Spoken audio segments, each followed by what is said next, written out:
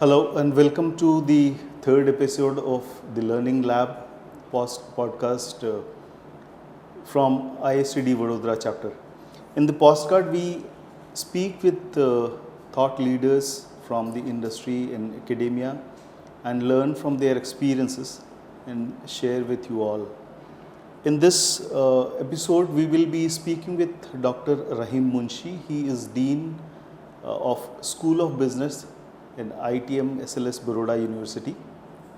He is a branding evangelist and he has work experience prior to ITM with HDFC Bank. So let us welcome Dr. Rahim Munshi. Welcome to the podcast, Dr. Rahim Munshi. Thank you. Thank you for having me. Yeah, thank you. And just brief about yourself, your journey into your career for the audience. Okay, so I'd like to start from the beginning. Telling you about my background, I'd like to start initially with my ancestors' background. So basically we are Munshis. Munshis as in people know that Munshis are basically into accounting. So my great-grandfathers, my ancestors were into this accounting, where they were accountants in the empire of the Mughals. Okay. Gradually, because of several reasons, my grandfather did not want to become an accountant because his first-hand experience with the Mughals was not that good, because of obvious reasons. Mm-hmm. So my grandfather then opted for the teaching profession. So my grandfather settled in a place which is Ankleshwar, which is near South Gujarat.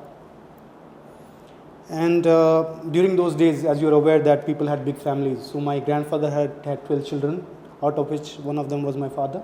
Okay. Thankfully, my father was the most academically bright of them all. Mm-hmm. And in 1977, my father completed his graduation.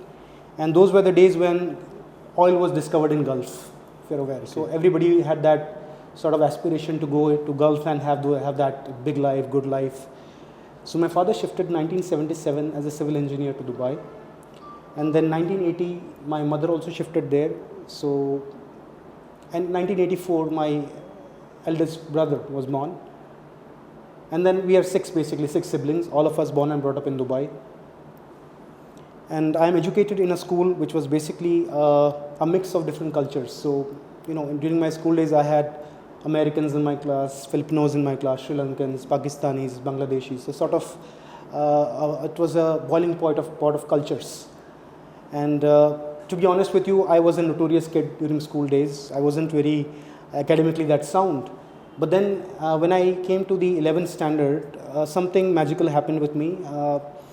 One of my teachers, the class teachers, I still remember, is Dr. Pereira, ma'am. She told me that, Rahim, you can be a better version of yourself. What you are at the moment, probably you're not utilizing your skill sets. You can be better, better in what you're doing in life. And I think that sort of became magical for me. And then from that point in time, I started focusing on my studies.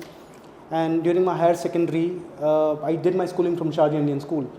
So I topped the school, and that was a record that I broke the last almost a decade. I scored close to 95% in my 12th standard. And I was there in all the newspapers in the media, Khalij Times, Gulf News, those are the big newspapers in Dubai. I got a scholarship to study in the American University of Sharjah, which is the biggest in UAE. But then there was this demographic shift happening in Dubai, where the Arabs initially were not into education.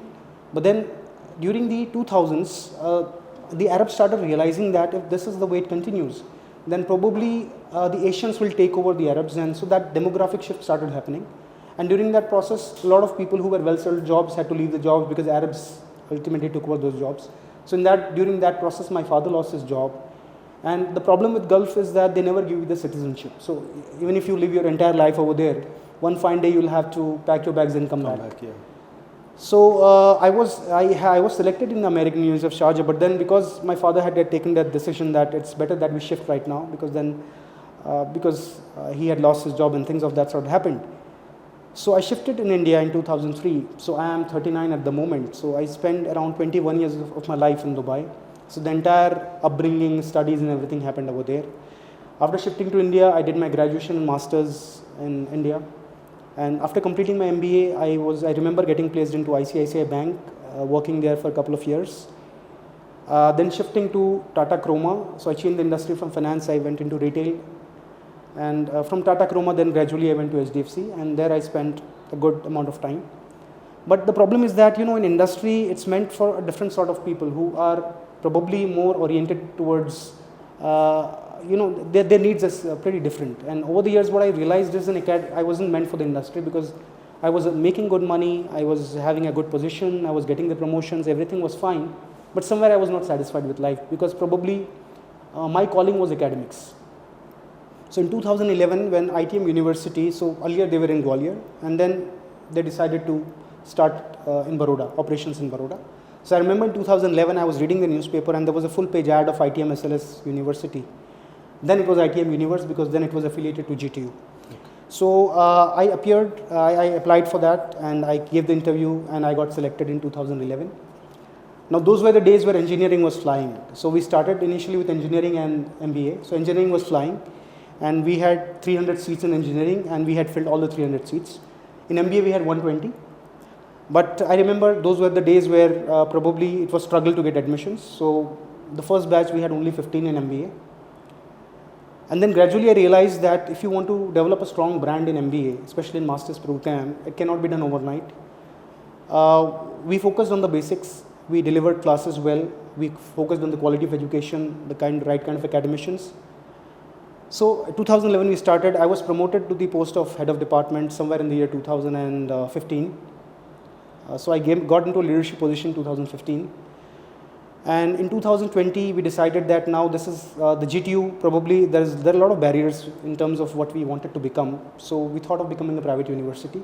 So in 2020 we applied for a private university, and by the way, in 2011 when we started, I was a founding member. So I was a founding member of the institute as well as the university.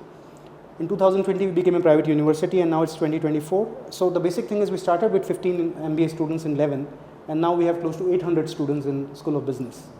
So that is quite a mercurial rise. That's right.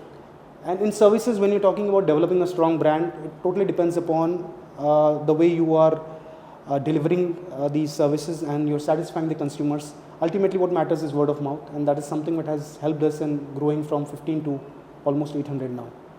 So over the years I have contributed in terms of, I've been a part of the marketing team. I was also in charge of placements for some time, and I was also head of department. I was into events. So I think the entire spectrum of whatever is to be done in a private university, I have contributed in all. And currently I am the Dean of School of Business, and I am also taking care of student affairs. So that those are multiple profiles I'm looking at the moment. So yeah, that's more like the entire journey summed up. Yeah. Great to know about you.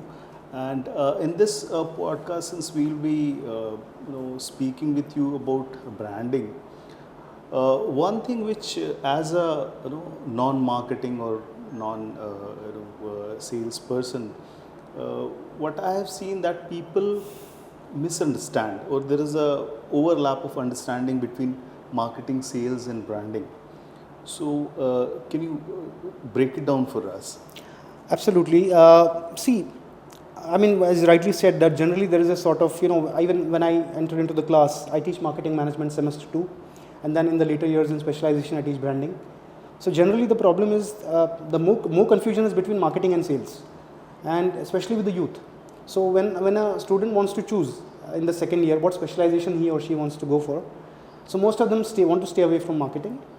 And the reason why they want to stay away from marketing is like, I ask them that what is the reason. They tell me that, sir, in our home they're not wanting us to probably get into this. So I said, why? They said, the common perception marketing is there is a man who's wearing a tie, moving from door to door and trying to sell something.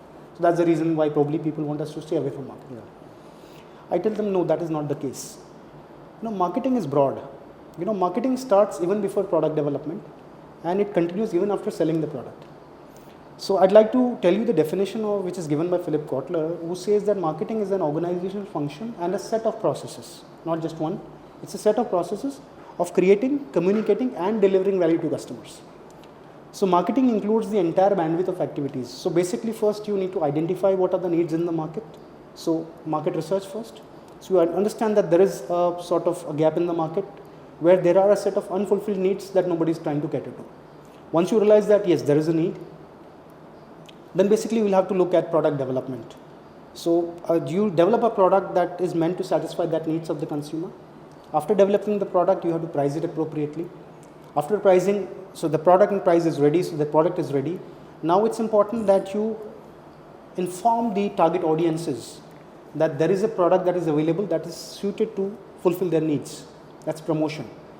And then finally you get, so once the product is ready, the promotion is done, consumers are now ready to buy. Now it's time for you to develop the distribution channels so that the product is available at the time, place where the consumer wants it. You're making the distribution channels. So you're understanding the needs, market research, then product development, then you talk about distribution management, promotion management. So it's an entire, sort of a lot of activities involved. So that is the entire bandwidth of marketing. Sales comes last. So after the product is ready, promotion is being done. Now the consumers are ready to buy. Sales is only transfer of ownership. All right. And if the marketing team is doing their job well, the salespersons, they don't have to work hard. Correct. Now say for example, if the salesperson is selling a Mercedes Benz, he does not have to sell it. The consumer is ready to buy already. He just has to transfer the ownership. That's right. Vis-a-vis an insurance company which is new in the market, the consumer doesn't want to buy because the marketing team have not understood the needs properly. They have not developed the right product. The salesperson has to slog because the consumer is not ready to buy. But the salesperson has to sell it because he has got his own targets. Right. So sales is only the process of transferring the ownership, whereas marketing is the entire bouquet of activities, right from understanding the needs to product development, to distribution, to promotion, and then finally it comes to sales. So that's more or less the difference between marketing and sales. And talking about branding, see, I always, when I start the class of branding, the first thing that I discuss with the students is, when a child is born in the world, you see that in the hospital when the father goes and if his child is put in a place where all the other kids are there, he would not be able to identify which is my kid out of this. You start realizing that you start identifying the kid once you give the kid a name. So when a product is being launched in the market, it's more like a commodity because there are other people who are selling probably the same product. But the first thing you need to do is you need to give it an identity. So you need to give it a name or a logo or a symbol so that you are able to identify it. Okay. So branding is the process after product development. So there is this there's a two positions generally available. One is that of a product manager, one is that of a brand manager. The product manager will ensure that he is developing the right product, and the brand manager has to ensure that he is creating the right knowledge structures in the minds of the consumers. So basically what is created in the factory is a product, but what the consumer buys is a brand. Right. Okay. So that's the difference. Branding is about giving an identity and an image to a product. Marketing is an entire gamut of activities, right from understanding the needs to product development to promoting it and selling it. Branding is about giving the right identity and image and creating the right knowledge structures in the minds of the consumers. If I compare marketing and branding, branding is more long run because ultimately everything that you're doing, right from creating the name to the experiences that the consumers have with the brand, it gives you the long-term brand equity. Generally what the mistakes that marketing managers do is, the marketing manager's goal is more short-term. They are wanting to show the numbers, they are probably short-sighted, but branding is an activity which is long-term oriented because everything that you're doing, as long as developing the product to the pricing to the promotion or to the distribution, including the experience of the consumers, that will define the long-term health of the brand. So that is more or less, I think, the difference between marketing, branding, and selling. Right. So what I understood from your explanation is, branding is giving entity to that product, right?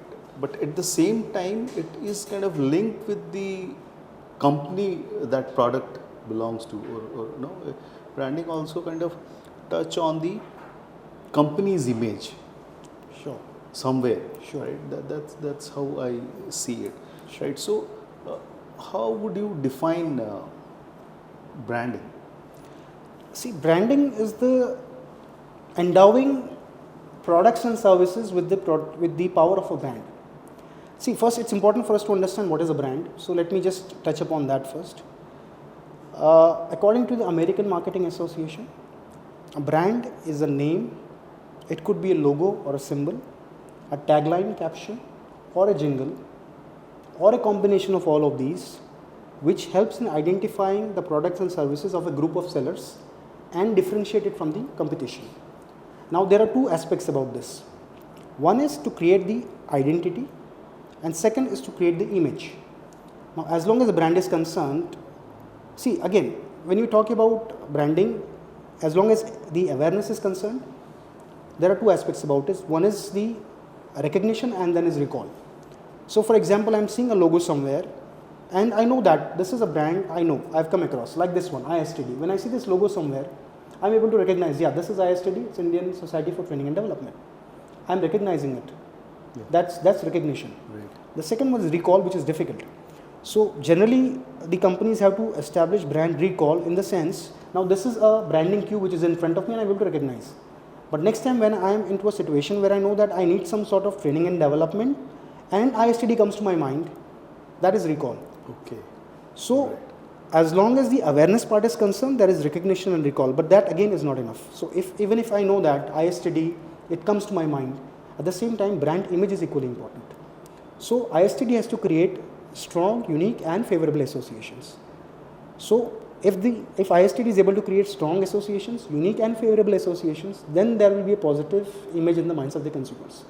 So, branding is about creating awareness and image in the minds of the consumers. Okay. So, there are several ways of doing it, which probably we can touch upon as we move on in the conversation. Right, right. Great. So, why do you think branding is considered so critical element of business? Well, I'll tell you, if you are sitting on a mergers and acquisition table, and if, for example, you're owning a company and it is doing pretty well, and now it's the time where you feel that I need to sell it to a bigger company, because that was the goal. My goal was to start a company and then once it stabilizes, then maybe sell it at a higher valuation to someone. So when you're sitting on a mergers and acquisition table, the other company which is acquiring your company, it is going to pay you maximum for your brand. The other things can be acquired later on. The production facilities, employees, everything can be hired, everything can be created again. But the brand, because brand is not visible, the brand is lying in the minds of the consumers. Correct. So if it's in the minds of the consumers, it is something that is going to be for long term. Mm-hmm. And for companies, it is very, very important to develop a strong brand, because it helps in a number of ways. Number one is, obviously, when it's going for some mergers and acquisitions, the company which is there, it will be paying for the brand valuation. So it will estimate what is the valuation of the brand of this particular company. There are several methods of doing it. So from the corporate perspective, number one is when you are probably looking at selling the company, one. Secondly, even when you are looking at brand extensions. So as a corporate, as a company, like say for example, there are different strategies like for branding strategies. There are four basically. So one is a branded house, okay, and on the other extreme end there's a house of brands. Then there are sub-brands and endorsed brands. So when you talk about a company like a Reliance or a Tata, it is a house of brands, because today if Tata or Reliance, if they enter into any new business, the odds that it will be successful is on the higher side. At least the consumers will go and try once. Yes. So if a corporate has an established brand, whatever new business it enters into or whatever new sub-brand it launches, definitely people are going to go and try it for once, and if the product is good, then they adopt it in the long run. Right. So if Maruti today or a Tata is launching an EV, there are high chances that consumers are going to, because the corporate brand is so strong. So from the perspective of a corporate, branding is very, very important, because it helps in first of all expansion, it helps in market performance, and obviously when you're sitting on the mergers and acquisition table also, it adds a lot of value. So from that perspective, I think branding for a corporate is very important. Right. So when you were telling this, one thing came to my mind is like currently the electrical vehicles, there are very few big brands are actually there. Mostly it is startups who are in the EV, two-wheelers I'm talking about, right? So I have this feeling that these big brands are not coming into the EV. They may have the different strategy, but I feel that the moment these big brands come into this EV segment, then there is going to be boom. Yes. Because people are kind of waiting for, say, a brand like Honda or Activa coming up with EV. Because the trust and credibility is much more of them in the market. See, So, I'll tell you this. I'd like to touch upon this because you've raised the question. As long as EV is concerned, at the moment in India, the only segment which is probably trying to adopt, because if you look at the diffusion of innovation, it happens faster in the West. But in India, till today, if you talk about a common man, if you ask him or her what are the intentions about them buying an electric vehicle, the chances are not very positive. Because still it will take some time because of certain issues, because there were a lot of events that happened in between through which people lost trust. Correct. So during the Correct. extreme summers, there were some vehicles that caught fire.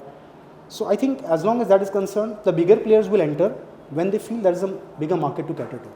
okay. Because when you talk about, say, Honda, or you talk about companies like Bajaj, they are not looking at a niche segment. They probably are mass brands. So once they feel that there's a bigger market where consumers are ready to buy the EVs, I think at that point in time they would enter. And once that happens, there'll be bloodshed in the market. It's going to be a red ocean. Right now it's a blue ocean because anybody is wanting to an EV, the competition is not very high. But once these bigger players start entering into this segment, it's going to be a red ocean where there's going to be a price war and there's going to be substantial amount of competition. But that will definitely benefit the consumers because they'll have a wider bouquet to choose from. That's right. That's right. Yes. Great. So, how do you see, like, how branding actually helps the company's growth? Okay, now as long as the company's growth is concerned, I'd like to touch upon.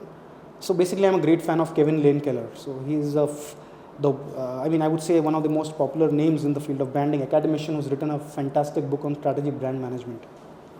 So talking about how the companies will benefit out of brand, there is a concept of brand value chain. If you ask me, what is the way in which the performance of a CEO will be judged?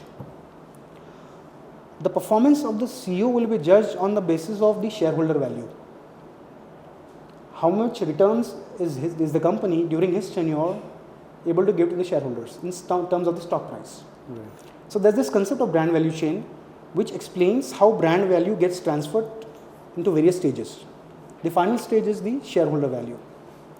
Now, let's go backwards. The shareholder value, the stock prices will increase because of market performance. If the company is performing well in the market, in terms of its market share, in terms of its expansion success, then that leads to higher stock prices. So for the shareholder value, it's important that the company performs, the market performance. Now the market performance will depend upon the consumer's mindset. Whether the consumer is aware first, what are the associations that the consumer has? Is he willing to go? So see, as long as the consumer's mindset is concerned, there is share of the mind and share of the wallet. So share of the mind means the consumer is aware that there is a brand, possibly has a positive attitude towards it, but that is not going to lead to market performance. What will lead to market performance is when the consumer is willing to give a share of the wallet to a specific brand. So when the consumer is wanting to, first is aware and is also wanting to spend, that leads to market performance, which leads to shareholder value. Now the question is, how is the customer mindset created? So see, if I talk about any typical brand, say for example, if I talk about Puma, Puma stands something for you. So when you talk about Puma, bang, there is a network of associations that come. It could be quality, it would be say design, or it could be comfort, or probably you will relate it to some brand ambassador. How does that mindset created? That's the question. So the consumer mindset is created because of the marketing program investment. Okay. So once the company is spending money in the branding strategy, the company is spending money in product development, in the promotion, trade, channel, the overall experience that the consumer has. So once the company is investing in that marketing program investment, that leads to customer mindset, which leads to market performance, which leads to the shareholder value. All right. So if a company, the question is, why is branding important from a company's perspective? Well, it's important from the company's perspective because the market performance will ultimately depend upon the consumer mindset. And consumer mindset is created because of the branding activities. So from that perspective, I think that is where the branding plays an important role for a company's growth, is what I'm saying. And secondly, as long as company's growth is concerned, I think most vital element for a company, when will you say a company is growing? A company is growing when its revenue is increasing, either top line is increasing or bottom line. So as a group, the top line will increase when a brand is going for extensions. So with a certain line of products, there is a certain level of saturation that will happen. So for any company's growth, it is important that it keeps on launching new products. And the success of those products will depend upon the corporate brand. Okay. So if the corporate brand is popular, there is a higher order of success that when you are launching a new brand extension, it will get successful. So from that perspective, I think branding plays an important role for the growth of a company. All right. Yeah. All right. Got it. So I have a question around customer experience, but that we will I'll ask you separately later on. Right now, I want to know like how branding has evolved over the years. Now, since if we see in last 10 years, the technology has changed.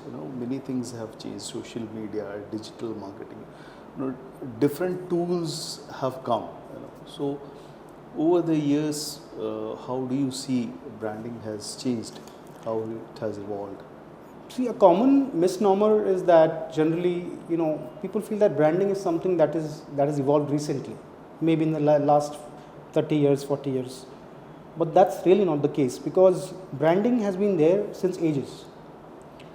So if you look even during the time of the Mesopotamian civilization and during those days, there used to be trade between countries.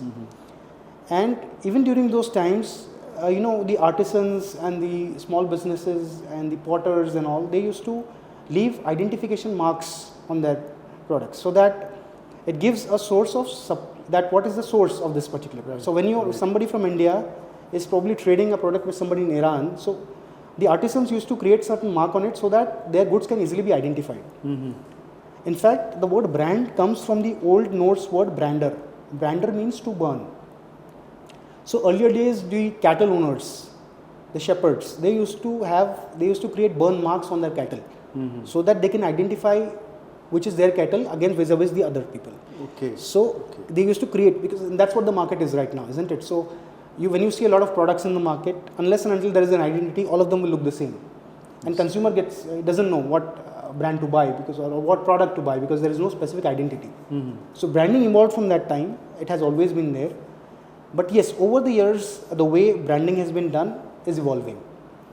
I would say earlier on, when the competition was less in the market, the branding approach was more top-down. That is, the consumer's mindset, the consumer's knowledge structures were more about what the company wanted to say. So it was driven from the company to the consumers. So the company were the owners of the brand and they made consumers believe whatever they felt they wanted them to believe. It was more top-down. Because competition was less at that time, consumers didn't have much of choices, so they had to rely on whatever available brands were there. So approach was more or less top down, where the companies used to dominate and they used to create the ideal brand structures in the minds of the consumers, at least before purchases. After purchases, definitely that was bound to change, because once the expectations are created, branding is what? It's creating expectations. Now once there are certain expectations and you go and buy a product with that expectations, and if the brand fails to meet those expectations, then you are not going to buy again. So earlier days, it was more driven by the brand side, the image was from the brand side. But as you said, how it has evolved over the years, now there has been a lot of democratization of information now. So after digitalization, what has happened is now, what is there in the minds of the consumers, the influence of the companies is less, because now a consumer, before deciding what direction it needs to give to a brand, it will directly go to social media and listen to what people are talking about.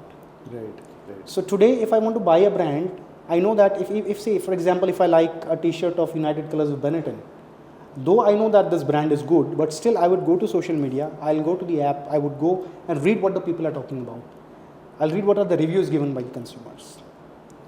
So now it is bottom up. Now the license of becoming a brand is given by the consumers. Earlier it was driven by the brands. Okay. So earlier whatever the companies wanted to dictate, probably the voice of the consumers was not that prominent. But now what has happened is, I have been observing this trend for the last few years. Even if you are spending a lot on branding, but still if social media is not supporting you, then the chances of your branding investment to lead to a positive customer mindset is less. Right. Which was not the case earlier on. So today, even if you're spending a substantial amount of money in branding activities, but still, if there are a set of consumers who are going to social media and trolling you, then in that case, the chances for your branding marketing investment to fail is on the higher side. So if you ask me how it has evolved, previously the brands were driven by the companies, it was more top down, where the consumer's role was limited, but now it is the consumer who is the king. Earlier on also consumer was the king, but now the consumer has got a voice. Yes, yes. If he is not satisfied, then definitely he has got a platform where he will go and he will be speaking ill about the company. And that is where I think whatever you are spending in branding, that will not give you the desired return if this sort of things are happening. So that is the evolution of digital has made the consumer now more informative, more powerful. Right. Information is there, choice is there. He's got a wider choice, Yeah. greater information. But at the same time, it has given the consumer a voice. Now that voice, whether it is positive or negative, that's going to give direction to your brand. So I think that is where the difference lies. Right, right.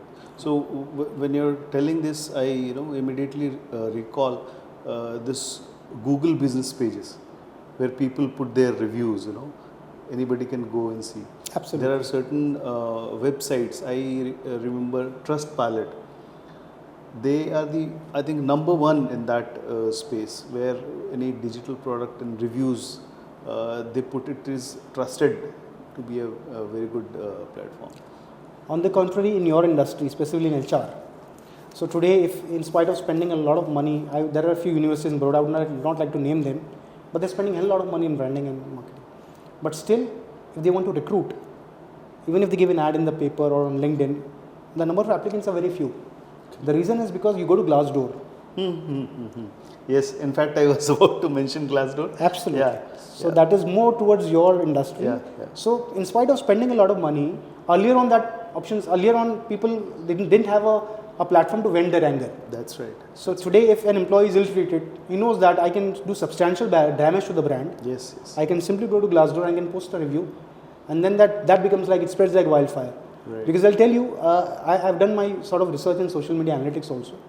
A positive post will not get that kind of engagement, whereas a negative post gets more engagement. Definitely. So that is where I feel that that's the way the things are changing. And with time, I think it's again going to be even more challenging for brands to make their presence felt. So yeah, that's about it. Yeah. Right. I mean, looking at it, the way it started top down and now it has bottom up with Yes. consumers having more power, more Yes, voice. yes. When it has changed. Absolutely. 360 Absolutely. Yeah. So present days, like what kind of trends you are seeing in the branding space? See, talking about the current trends in branding, there are a lot of things happening. There are a lot of good things happening. What catches my eye, number one, is minimalistic design. So these days you talk about brands, especially the elegant ones, the cult brands, or the ones who want to reach at that level, they are adopting the concept of minimalistic design.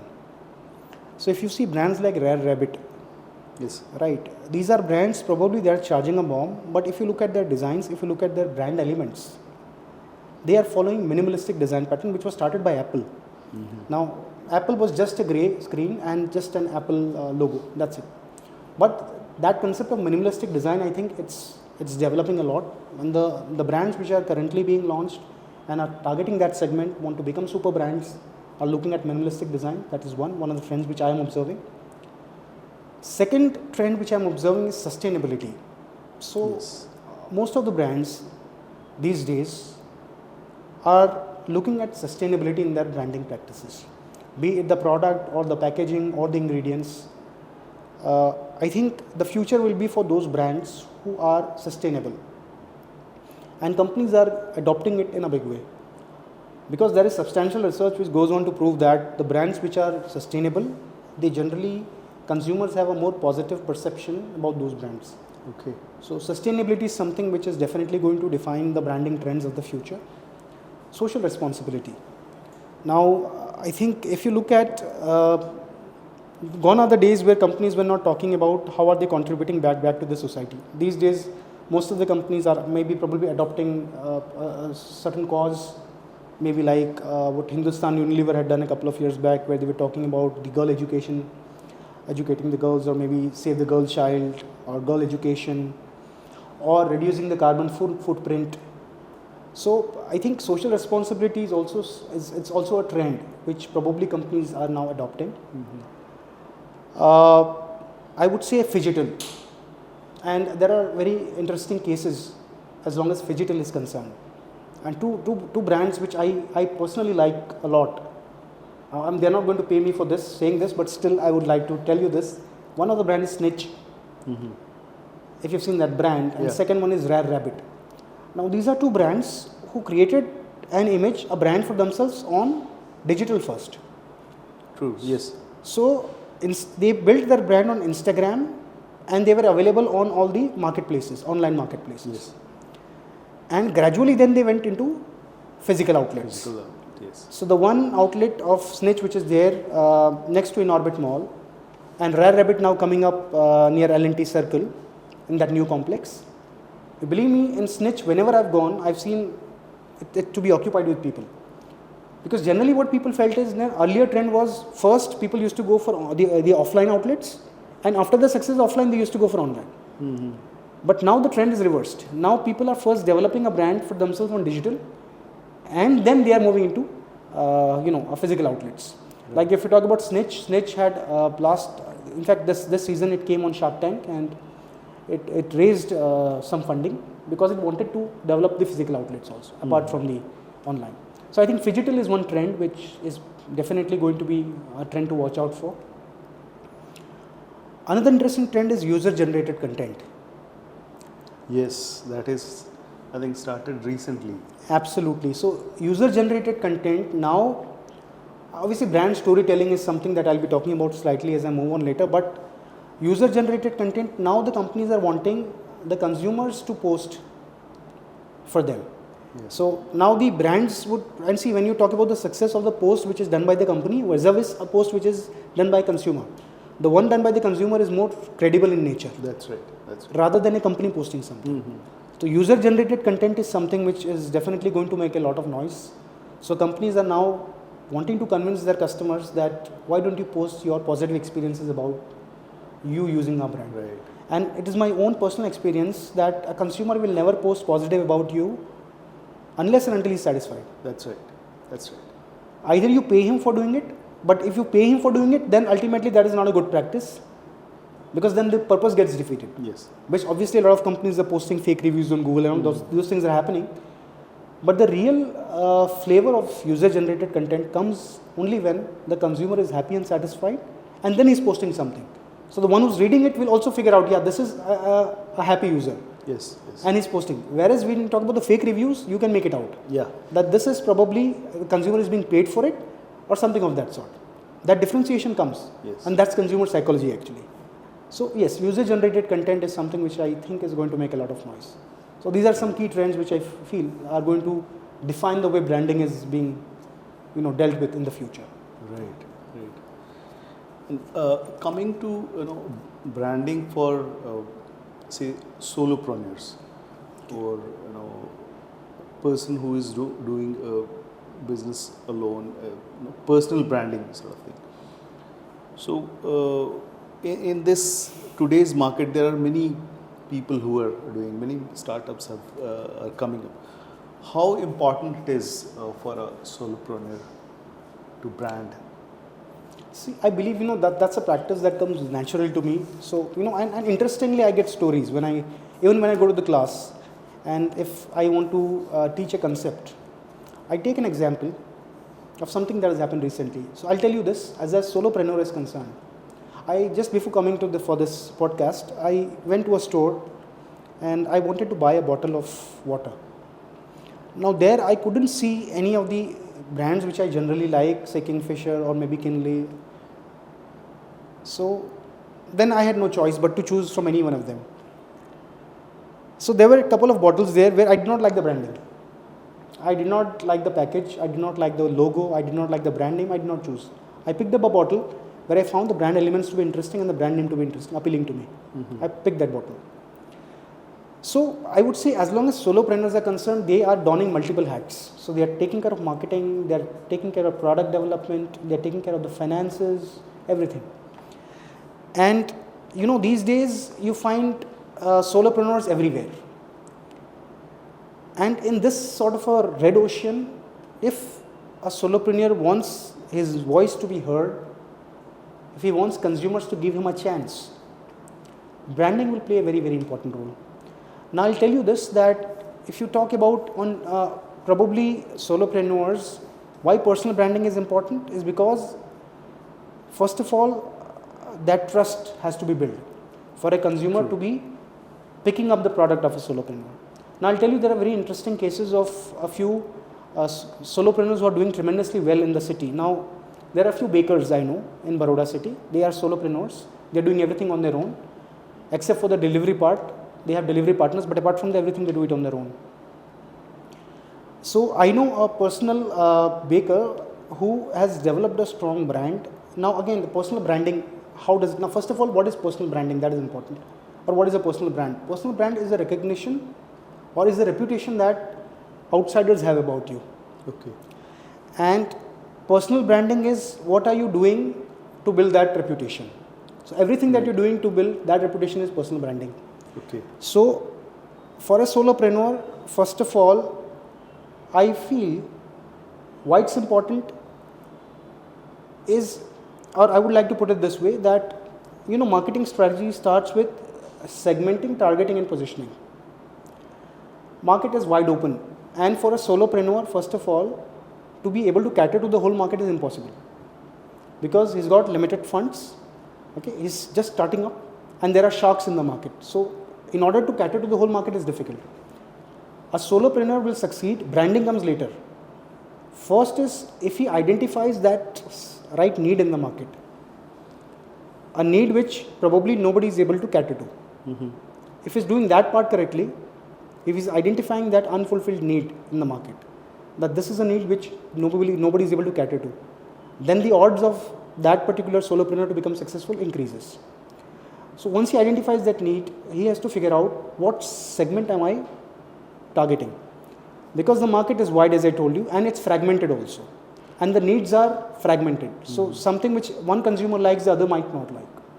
So a solopreneur has to identify which is that segment which he would like to target, he or she would like to target. So once he or she identifies that, yeah, this is the target segment which I would like to cater to, the next thing is in terms of positioning, segmenting, targeting, positioning, STP. Positioning is, first of all, the solopreneur has to figure out who are the other people in the market who are my competitors. Identifying the competitive frame of reference. First of all, identifying what my competition is, who are my competitors. Then he identifies that this is what my competitors are and this is what they are offering. After identifying the competitive frame of reference, I have to identify the points of parity. Points of parity means what is similar between both of us. Say for example, if I talk about my university with some other university, the point of parity can be in terms of infrastructure, it could be in terms of say the placements or the educated faculty. Obviously if you are into university, these things have to be there. Yes. That's point of parity. Right. Something similar between me and my competition. But my positioning will not happen on the basis of POP. It will happen on the basis of point of differentiation. Okay. What is my POD? What is it that I am offering which my competitor is not offering? Correct. So that's point of differentiation. Now point of differentiation has to be unique. It has to be sustainable. And third, it should not be easily copied by my competitor. If it is easily copied by my competitor, then it becomes a point of parity. It does not remain a point of difference. Point of difference is something which I am confident about is going to give me a competitive advantage in the long run. Say for example, if you talk about my university, it is located in a place which is free from pollution. It's a green environment there, and we believe in sustainability. So you will not find plastic in my campus. So when you enter into the campus, you will see that the campus is totally plastic free. The other day you would have seen those glass bottles and everything. And maybe when we are even something like giving a sort of memento to an outsider and guest, we give a jute bag. So your point of differentiation on the basis of which you would like to position yourself as a solopreneur has to be something which must have a point of differentiation versus the competitor. Now, coming back to why is personal branding important for a solopreneur? It is very, very important for survival, first of all, for consideration. Now, I think the next probably I would like to carry on from here that how do you develop a strong personal brand? Yeah. So, a strong personal brand, first of all, there has to be awareness about what I am good at as a solopreneur. What is my expertise? Right. Now, I'll tell you there are a lot of people on YouTube who are providing some sort of an educational content. And those people are damn good at it. So, when personal branding is concerned, I first have to understand what is my strength. What is my strength? Yes. What am I good at? What is my expertise? So, once I understand that, yeah, this is where my strength lies. Second is I need to identify those people who need my expertise. Right. Right. So, once I know self-awareness that this is what I am good at, second is I need to identify those people who have those needs. Okay. Third is I need to develop a strong visual identity for myself. Right. Now that identity can be in terms of a color palette, it could be a logo, it could be a brand name, it has to be visually appealing. So after I understand the need, I know that these are the people who are in need of my expertise. I need to create a strong visual identity for myself. And then I need to identify what are the places where my voice will be heard. Say for example, if I'm launching a channel for educational content, I know that the best would be probably YouTube. And now on YouTube, I will be uploading the educational content, and I know the people who are in need of that kind of content will be subscribing to my channel. Now that's not it. So I need to keep on updating content on my YouTube channel, because my personal brand will become powerful if I keep on convincing the consumer every time that I'm damn good at what I'm doing. Right. So today, if you just go and ask anybody that if you would want to learn something about statistics, which person should you approach to? You should approach. And I'll tell you there are a few names that will come up. One is Dr. Dhaval Mehta, one is Dr. Neeraj Kaushik. Dr. Neeraj Kaushik is known pan-India for his expertise in statistics. So all the research community, they go to his channel to watch this. So he's developed a personal brand for himself, that this is what I'm damn good at. Right. So first identifying what my expertise is. So as a solopreneur, I need to first understand that what is that I am good at. And then identify that target audience who needs my services. Third, a platform where I can bring in that community, where then I can have a calendar, what I need to keep on posting regularly. And for developing a very strong personal brand, I think LinkedIn is a very good platform. Yes. Most of the people, and especially when you are into getting something like consulting or maybe something like an education content, I think LinkedIn is one platform where you can prove your expertise to the world. But for that, you will have to upload that kind of content which convinces people that you have an expertise in that area. Right. For solopreneurs to survive and to be sustainable in the long run, branding plays a very, very important role. So I think that is my take on this one. All right. Great. I think you talked about that differentiating part.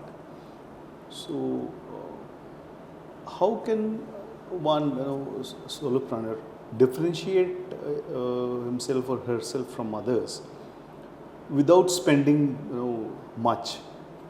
Somebody who is not having big budget, how can he do that? See, first of all, a solopreneur must understand his or her limitations, that they will never be able to compete with the bigger brands. They need to first identify that group of consumers who are buying the product. Okay, and once a solopreneur is successful in attracting that group of consumers, he has to ensure that he is retaining those consumers. So getting into a niche, getting a group of consumers who are willing to experiment and buy the product, it is important that they develop a product that satisfies the needs of that consumers. So if you ask me, on a lower budget, how can a solopreneur develop a strong brand? Well, I'll tell you, there are ways of doing it. These days, something that has caught up the attention of everybody is influencer marketing. Yeah. So probably get into, try to tap in a few influencers in that area. Okay, like say for example, ISTD is probably one of the brands which is there into training and development since a lot of years in Baroda. So say for example, if I want to provide consulting services, so I can probably tap into ISTD, develop some sort of an association with ISTD, and then gradually pick it up from there. Like in one of our previous panel discussions, I think one of the gentlemen had come, and during one of his visits in All Cargo, that company which is next to our campus, he came to me and he told me, "Sir, do you remember we met in that? And so this is the bouquet of services I'm offering." So maybe getting into platforms through networking is one. Maybe through in practice, which is influencer marketing. Influencer marketing is getting those people who have got substantial followers on LinkedIn or maybe in Instagram, trying and asking them to promote the product. This could be one. Having a strong online presence is extremely important. So, now see, basically what consumers do these days is whether they want to buy any product, they will go to Google, write on Google that, say for example, the best spa in Baroda, and they'll Google it out. So the ones which are there on top 3 are having higher chances to probably, and as long as the ranking, the search engine ranking is concerned, the SERP ranking is concerned, it can be done through two ways basically. One is through the sponsored ads, where you're going for search engine marketing, where you're paying for it to have a higher rank. Second is search engine optimization, where you're trying to find out those keywords which the consumers generally search for, and trying to incorporate those keywords into your website so that your rank improves. So these small tactics like this, where you're having a strong online presence, where you're having a strong presence on social media like LinkedIn, because on LinkedIn there is a wider visibility. Now doing all these activities does not require a lot of big investment. So I think by doing these small things, and obviously going on Google reviews play a very, very important role. Because these days, I personally prefer that, say for example, if I am looking at a spa in Baroda, which probably my wife uses it much, so at times I look for spas. So the first thing I'll do is I'll go to Google, write down which is the best spa in Surat, and then I'll go and read the reviews. Yes. I'll look at the ratings. If it's a 5-star rating, that gives me kind of an impression that, yeah, this is probably one which I can rely on. Right. So when you're entering, and that is why, because I said digital media has given a lot of opportunities for the solopreneurs now to be competing with the bigger brands. Right. And yes, you can also go for things like user-generated content, where you can, you can convince your the satisfied users to be posting something good about you. That's right. On social media platforms, and then from there trying to make it viral. So these are, I think, some of the ways in which the solopreneurs with a small budget will be able to survive. Now again, if you are a solopreneur with a push brand, then you can go for lead generation also. Say for lead generation, it's easy these days. What people do is you can have those Facebook ads, you can have those Google ads, where consumers are clicking on it and they go to the landing page where there's some information required, the consumers filling in that information, and you get the data. Then there's a telecalling team which is calling and trying to convert the consumers. So if you're a push brand, you will entertain things like this. But if you're a pull brand, then obviously you will try to get into something like organic search engine results, or you can go into user generated content and things of that sort. But again, it depends upon what kind of brand positioning are you looking at. So yeah, these are some of the ways I think through which you can be competing with the bigger brands. Right. Now, coming to the startups, how they can approach branding in their early days. In fact, I would like to discuss one case with you of a quick service restaurant. Right, it's a Gujarat-based QSR services, and they are based out of South Gujarat, Navsari to be precise. Now they are growing very fast, pretty fast, and they need to do the branding, right? Now they are based in Navsari, which is a small town, and mostly brand managers I see, they are in the bigger cities, metros. So somebody or a brand which is there in a small town and they're doing good in business, if they want to approach brand, what could be the strategy they should be using? Okay, now because we had this discussion offline and I know the brand you're talking about, Yeah. first of all, I'd like to tell you this, that the brand name that they have kept is very much, it's going to attract only a specific group of consumers. That's right. If you expect that the elite, In fact, that is not their target segment. target segment. So that's exactly what I'm trying to tell you. That first of If all, you look at the pricing also, it is not targeting. and that's the master stroke actually, because when they started, they very well knew what is the target audience. They knew that this is the segment of customers we want to target. Yeah, We are not going to give any extra frills. We are giving a basic product, that's right. which at that point in time was the luxury of the richer people. Yes, yes. So, but the richer people could not afford it. So they tried to cater to that segment which wanted to buy that. So that was an aspirational brand, which I'm not trying to name that, but I hope you know that. So that was more of an aspirational brand. So this brand entered into that segment and it tried to cater to the wannabe customers.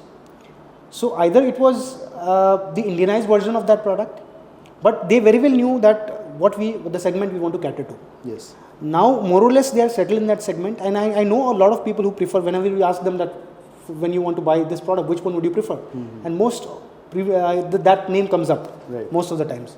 So I think if they are going for branding, what is the purpose? If they are going for expansion purposes, then I think with the kind of brand name that they have in Gujarat, I think they will not be having a problem with the brand name that they have at the moment. Yes, yes. And as long as branding is concerned, I think most of the branding that they have as of now, it's coming only through word of mouth.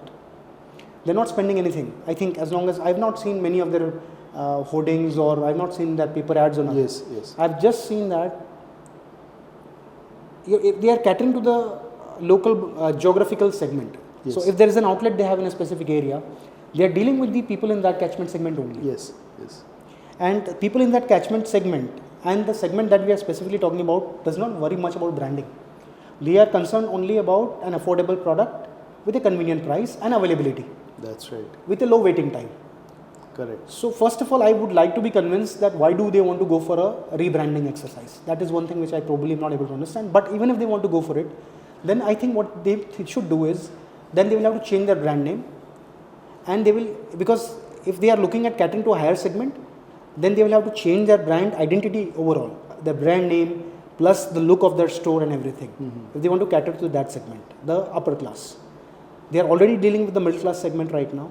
So if they want to go for a branding exercise, one really has to understand what is their purpose behind it. Actually, one of the purpose which I can see very clearly is they are expanding pretty fast in Gujarat. But they would like to expand pan-India over the years. So that seems to be one of the logical reason for branding. Yeah. See, Rome wasn't built in a day, and a brand will never be built in a day in short span. If they have deep pockets, then they can have a brand ambassador. Now see, I'll tell you about one person beverages. Yes, yes. They roped in Sunny Deol as a brand ambassador. And now 1% is known pan-India. Because Sunny Deol is not a geographical, kind of a celebrity. Yes. Someone like maybe Malhar Thakur is known just in Baroda. Probably pan-India, he does not have that much of a leverage. Right. So, if this brand wants to go pan-India, then it will have to probably look at a brand ambassador to enter into the minds of the consumers. Mm-hmm. See, there are two things, as long as I can say, is, there is a left and right brain theory and brain lateralization theory. Now, this brain lateralization theory is used for a brand resonance model, brand building model. So, a brand grows. How does it grow? First of all, it is brand salience. So, brand salience is about the category identification and needs satisfied. So, what is the category in which the brand is competing? With whom is it competing? and what are the needs they are satisfying. That is ground level, level 1. Right. Once that is clear, once consumers are now aware that this brand, this is the need it is satisfying and it comes in this category. At the next level then, you talk about brand performance. Now this is the left brain, which is more rational. Right. So talk about brand performance in terms of, first of all, what are the primary ingredients, what are the secondary sort of features offered, the product reliability, durability, right? So maybe this brand can talk about the health standards. Right. It can talk about taste. Taste, I'm still, whether it's left or right, it's questionable, but I think taste has got to do more with emotions rather than nutrients, I think. Mm-hmm. Yes. So probably Ajay can slightly, like what Subway has done. Subway is into QSR for sure. Yes. Yes. But then it is catering But to their that. branding is like health. Absolutely, part, yeah. absolutely. So either it can look for some sort of that kind of unique positioning, that apart from taste, we are also focusing on something like health. Maybe we are not using wheat, we are using something like corn or something of that sort, maybe bajra or something of that sort. So our bun is made out of, or whatever their products they're using, it is made out of something which is more healthy. So that will appeal to the, probably the left side of the brain. And then they will have to talk about imagery. Imagery will be in terms of user profiles. So the brand avatar. Now, when you see Royal Enfield, their consumers have a certain personality. That is the consumer user profiles. The rugged ones, the ones who are like very rough, rugged people. Yeah. And that is what they show in their ads. Yes. They show either a policeman or an army person. The tough people. Yeah, tough people. Yeah. So that's the user profile. So they probably will have to talk about, they have to show the user profiles that these are the kind of people who basically prefer our brand. They can talk about their history, heritage and experiences. That is where brand storytelling will come in later. Where they can talk about what is the purpose with which they started the business, what are the challenges that they saw over the years and how they developed into this brand entity today, and where they would like to reach. So developing that strong emotional connect with the consumers, that is important. So after brand salience, talk about performance, talk about imagery.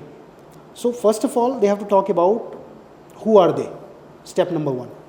Who are they means what are they satisfying, what need are they satisfying? Second, what are they? What are they in the sense, what are the kind of functional benefits and emotional benefits that they are catering to? Okay. Then comes what about you? Now, once you have done that clearly, the need satisfied, category identity is done well, consumers know what are the rational benefits and emotional benefits. Now it's time for you to see how successful you are, because now brand judgments will come. The consumers will judge you over your credibility, over your superiority, over your quality. And so that is again a sort of left brain. Right brain would be brand feelings. What are the kind of feelings that get evoked when consumer is using a brand? Say when you talk about brands like say Dove, they speak about that whenever I use it I feel warm, gentle. So Mirinda is more about fun, Fanta is more about fun. So what are the kind of feelings that get evoked? So once you've done all that correctly, now you come to the final level of branding, which is brand resonance, which is what about you and me. So first of all, who are you, what are you, what about you, and then what about you and me. So when you talk about what about you and me, we are coming to the final level, which is the brand resonance level, where you are building a community of your users, a brand community. So when you talk about Royal Enfield or Harley Davidson, HOG. Yes. So it is that community where everybody share the same characteristics. So they feel it's more like a community, and that's the final law of branding, which is again close to brand evangelism also. Right. Where consumers go out of their way, they're so passionate about your brand that they speak about you. That's right. Naturally, you don't have to tell them, but they get possessive about you, they get emotional about you, and they speak about you.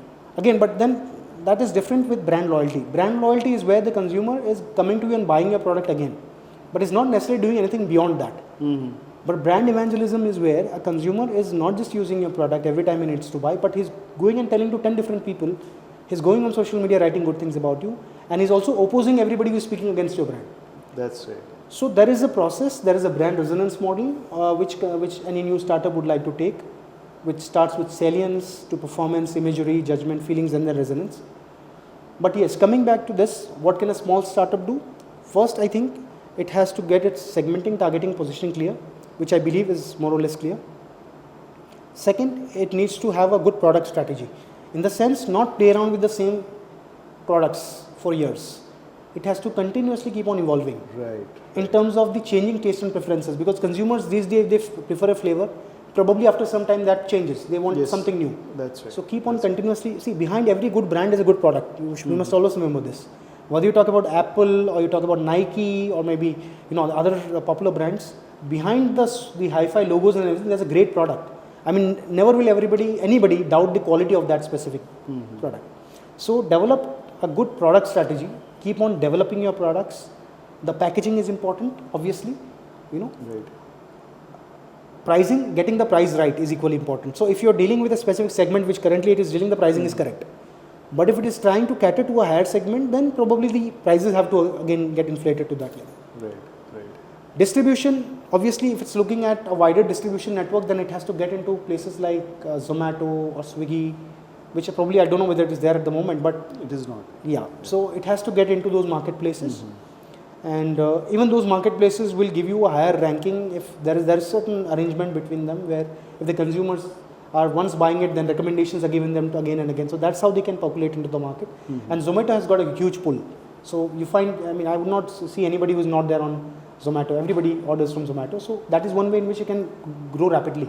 At least awareness side. People will know that, yeah, there is a brand like this existing in the market. So getting into those places, I think that will probably help. And obviously promoting it on social media and brand storytelling is important. Obviously, a startup can invest a lot in brand storytelling, maybe a narrative about what they are able to do, and why is it important for the consumers. So probably brand storytelling is a technique through which probably a startup can again get into that it can develop a brand in a quicker way. Right, right. So now since we touched on this storytelling part, I would like to know, can you give me examples from brands existing already who are doing it, which we can kind of easier for us to recall. Okay. See, Apple. Steve Jobs has always been known as a rebel. Think differently.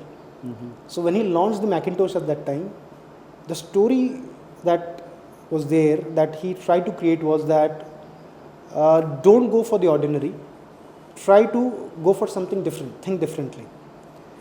And over the years, if you see, Apple has been telling stories about how you can be ahead in terms of what others are doing and how can you think differently. So if you talk about the brand ambassadors that they've hired over the years, or the kind of advertisements or short films, it's all talking about a central theme, which is about how do you think differently, how you can be a rebel and how you can think differently. Yes. It is that what it is talking about over the years. If you talk about Nike is a great storyteller.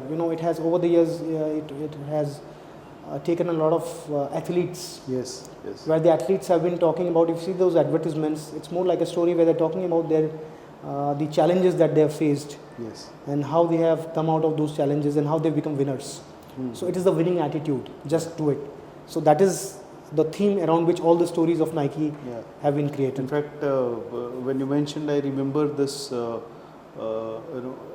that time of Black Lives Matters.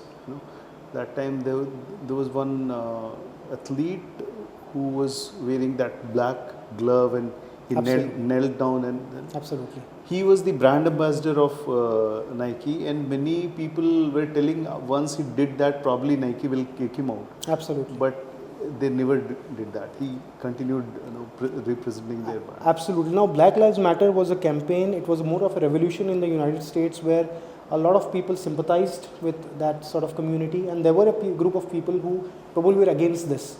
But the moment Nike got associated with this, I think all the people who were associated, who were with this campaign, they also started developing a close emotional bond with Nike because it was supporting a cause which they felt was important. Yes. Yes. So, as Nike has always been for motivation and perseverance, athletes, it's about dedication, it's about perseverance, it's about motivation, and all those stories about Nike are around those things only. Yes. Another great storyteller I feel is Disney. It's the magic of kingdom. So, I saw a recent advertisement of Disneyland, where there is this, it's in the form of a story, where there's a small, duckling, which is there in their It's an animated sort of an ad where it is there with its community of ducks, and it suddenly finds a storybook of Donald Duck. And the duckling reads it with a lot of enthusiasm, and it's being shown that it's so happy and it's reading it. And then one fine day there's a storm in that area and all the ducks have to migrate to some other place. So all the ducks migrate, and then that small duck, because it lost that book, it's sad and it's feeling down, and suddenly it sees that there's Donald Duck standing in front of. So the kind of expression that that duck, and that is something which is magical, and that's what they say, that magic can actually happen. So that's the way they have created that entire story. And that appeals to everybody. So my daughter, whenever she sees it on TV, she said, "Papa, don't change the channel, I want to see that." So that's the power of storytelling.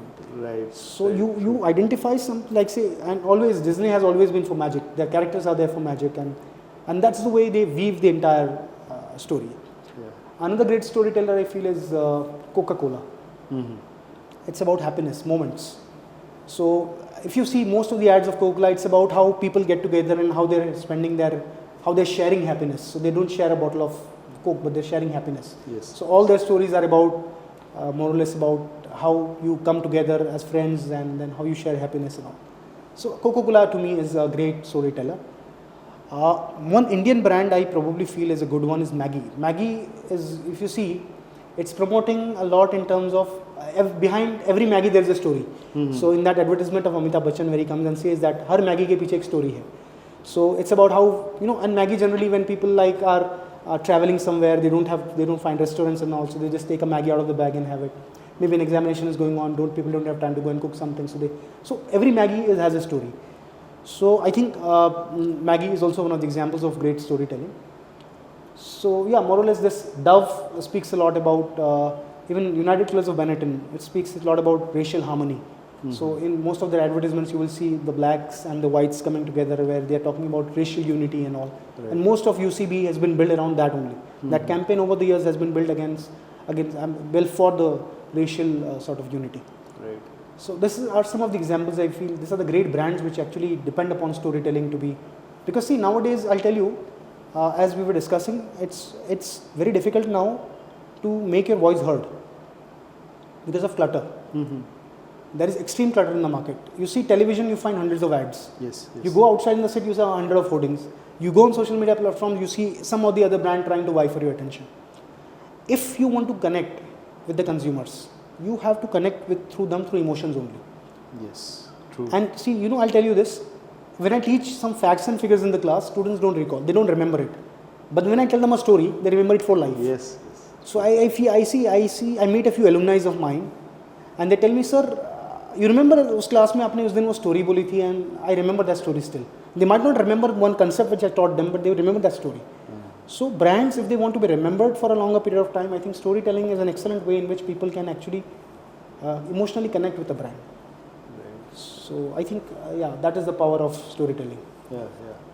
So when we were discussing one more brand which came to my mind is during 80s that ad came up. Tata Steel. We also make steel. Absolutely.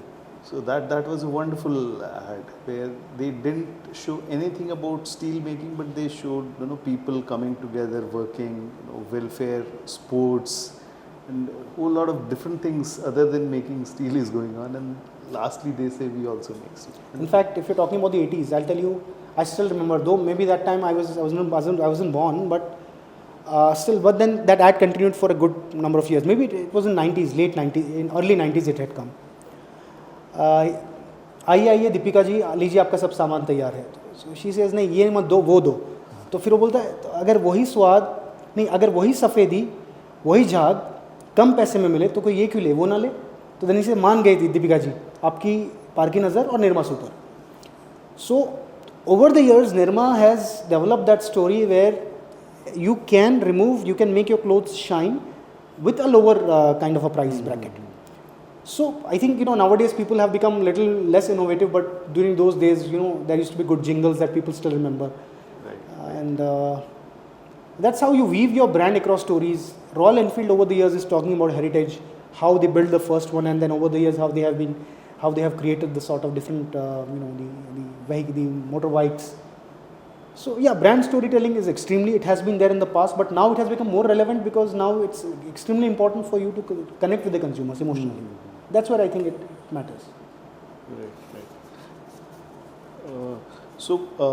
My next question is like, when any company should be considering rebranding? Okay. See, first of all, I'll tell you this.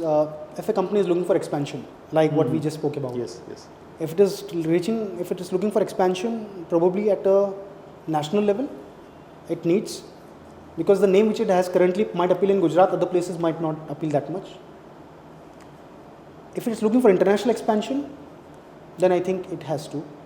If it's looking for it needs a Western name if it wants to get popular there. Third, if it's getting outdated. There are certain brands which over the years have become outdated, like the Nirma girl.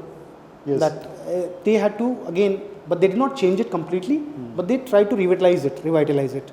Thumbs Up has been doing it very frequently. Yes Bank did it recently. Bank of Baroda did it recently. So I think in order to see, if your father has been using a brand, it is not necessary that the branding he liked, the kids will also like it. Right. So if a brand has been run across generations, if you talk about brands like Parle or Nirma, all of them had gone for some sort of, I would not say they've changed the branding entirely, but yes, they have tried to revitalize it. Right. So I think expansion, staying contemporary, okay. And if there is, say for example, if your brand is not doing well in the market, and if the consumers are not, if your sales are coming down, then there's something drastic has to be done in terms of maybe changing your branding strategy in those circumstances. But most of the times I believe a brand is an emotion. It is not just a name, because today if you talk about say a Harley Davidson or maybe a brand like Ford, like during my days I used to have Ford Mustang there in Dubai at that time. So Ford Mustang for me is more of an emotion. It's not just Mustang, because it's like I have spent a good number of my childhood memories are associated with that brand. So if a brand is trying to reposition it, or it's trying to rebrand itself, it is going to kill all those emotions that people have had over the years. And that is the mistake that brands do most of the times. Because for you it's just a brand name, but for the consumers, these are set of emotions that they have developed over the years. Right. So when you are getting rid of those associations, then ultimately you're killing the brand. So I would say if you're going for repositioning, if it's the need of the hour and you need it, that much, then you must go for slight tweaks here and there, rather than changing the brand in entirety. Right. Maybe adding a little bit of color here and there, that's what Adani did. If you look at the Adani repositioning, Yes. they've retained the name, but they've changed the colors. So they've played around with the colors. So something like an exercise like that, which is brand revitalization, then I think that can help. But more or less, you should not play around with the associations. Don't go for that drastic kind of changing the brand name and getting out of it and all. Then I think that. But again, if you are going for a brand like Hindustan Unilever, which is a house of brands. Right. All the brands are different. Like when you talk about Reliance, it's a branded house, because everywhere Reliance is prominent. So Reliance Chemicals, then you have Reliance Fresh, Reliance Jio. Reliance is there everywhere. But when you talk about house of brands, Hindustan Unilever, apart from behind the packet, is not mentioned anywhere.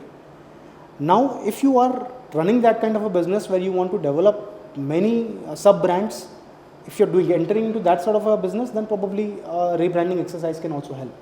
Is what I feel. Right. So, and like branding, how it can be measured, like whether it has been successful or it is successful currently in the business, it is helping. What is the measure of that? Well, if I go to again the textbook of Kevin Lane Keller, Strategic Brand Management, he's spoken about brand tracking studies. And there are brand audits. Then there's brand equity management system. So see, ultimately any branding activity is the purpose is to create the right knowledge structures in the minds of the consumers. Now whether they are actually created or not, you cannot find that out unless and until you meet the consumers and talk to them. Now there are brand tracking studies where both there are quantitative and qualitative. So in quantitative, again, now see, when you want to see if the branding is, the purpose if it's creating awareness, okay, and awareness consists of recognition and recall. So for example, I can go to a consumer and I can show him the logo like, what brand do you think this is? And he says ISTD, means recognition is there. Yes. He knows it. Second, I'm not showing this, but I'm asking that what are the different options available in Baroda as a student if you want to stay updated with what is happening in terms of HR or the learning and development part. And then he says ISTD. It means there is recall. Right.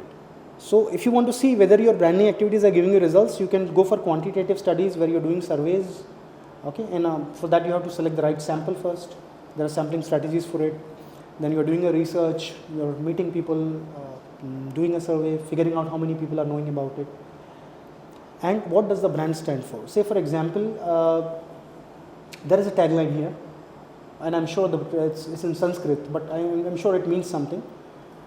And when you say meet a consumer and ask him what does ISTD stand for, and if he's saying this, that means somewhere the kind of image you want to create, that is also being created. So if you want to see whether the brand is going well in the market, there are quantitative methods of doing it, there are qualitative methods of doing it. And then there are brand audits also. In brand audits, you have branding experts whom you give a stock of whatever you've done till date in terms of branding. So then that person will tell you what you did right with the brand and what you did wrong with the brand. So yeah, there are these methods available through which you can track the health of your brand. Right.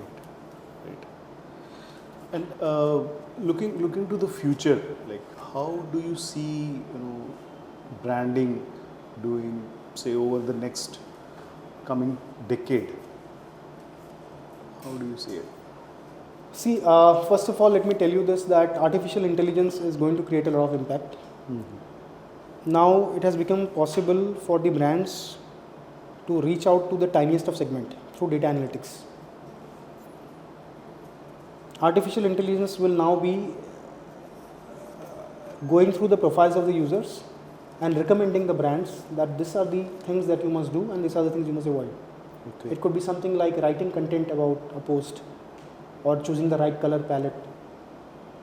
I think the future of branding, artificial intelligence is going to have a lot of impact on the way brands will, and the odds of brands being successful will be on the higher side. I think metaverse is something that is making a lot of noise. Digital is making a lot of noise. Then there's things like AR and VR, that's augmented reality and virtual reality, that also is making a lot of noise. So I think these are the areas where the brands will have to adopt if they want to stay relevant. And as I said earlier, again, what are the future trends? As I said, phygital is coming up in a big way. There's user-generated content that is coming up in a big way. So these are the things which I feel. And plus, obviously, there are things happening in the field of, there is a lot of technological disruptions taking place. The consumers are becoming more and more demanding now. They don't have the patience, they don't have the time. And once you go wrong, then the trust deficit, once it happens, it's going to probably last forever. And I'll tell you, consumers in terms of loyalty, unless and until you build those emotional connects with them and the bonds become deeper, it's going to be difficult to retain the consumers, because these days consumers have many options. And the loyalty and sort of things that have happened in the past probably is going to be difficult in the future, with the kind of transformations happening and the competition happening. I think it's going to be tough for the brands to be, probably the ones which are established already will have to sustain, and the ones which are new will have to do a lot of efforts in trying and reaching at that level of, I would say, resonance or maybe an evangelism. Mm-hmm. Right. Finally, what is one piece of advice you would like to give to the entrepreneurs and businessmen about branding? See, there has to be purpose-driven branding. Consumers are interested in buying your product because of the product quality, the functional benefits and everything, but they would certainly be more than happy to buy your brand if you are purpose driven. That purpose can either be sustainability, it could be social responsibility. There has to be, and those purpose driven businesses, when you talk about Tata, over the years it has developed a purpose that we are not just to make money, but we have a bigger goal in creating that India that we want to create. So adopting a purpose, either it could be maybe something like reducing the carbon footprint, or maybe kind of inclusion in the society, or something like sustainability. So I would suggest that the future entrepreneurs will have to indulge into purpose-driven branding. One. Second advice I would like to give them is to focus on the product quality, never compromise over there. Because behind every great brand, there is a great product.